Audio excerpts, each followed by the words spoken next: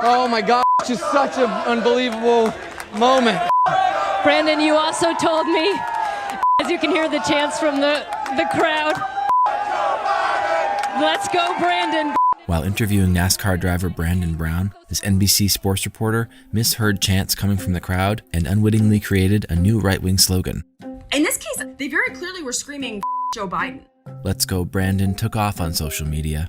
For some, the phrase came to embody an out-of-touch mainstream media that was either clueless or trying to defend President Biden. It's not a slur, folks, nor is it offensive, nor is it just about Joe Biden. The language disguised as a crude expletive, seen by many on the right as a clever way to insult Biden and his administration. That's just how humans communicate. This has become really popular in Trump critique, like, oh, it's a dog whistle. They might be using like figurative language to express a literal idea, but that's not code. It's not new to use playful, maybe kind of mean language to mobilize bases. And it's not just private citizens who are using the phrase.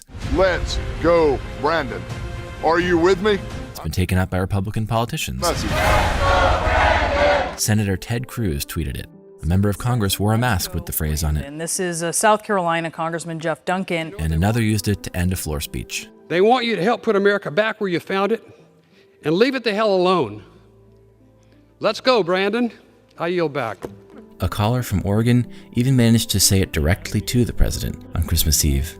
Merry Christmas and let's go, Brandon. Let's go, Brandon. I agree. Because the phrase doesn't explicitly include a swear word, it has been dismissed as a joke. If you give it credit and you think of it as a complex language strategy and you look at all of its components, you're giving them credit. And I get why people want to dismiss it as stupid. And I think one of the things that's happened with post-Trump language critique is we're critiquing the constituency the same way we're critiquing Trump. But the constituency doesn't need to apologize for what it says. It doesn't need to say, oh, I was only joking. But experts in political rhetoric say it means more than the often crude language former President Trump used to rile up his supporters. If Let's Go Brandon isn't just a joke version of Joe Biden, which I don't think it is, like, what is it on its own? Nobody wants to sort of be in opposition forever. So Let's Go Brandon is like a weird way of being able to start campaigning for a replacement when there isn't one. Let's go Brandon!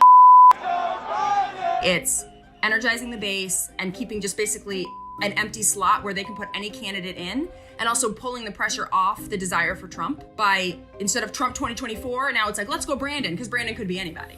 It being a veiled insult is the least interesting thing about it. It's a whole new discourse of political mobilization.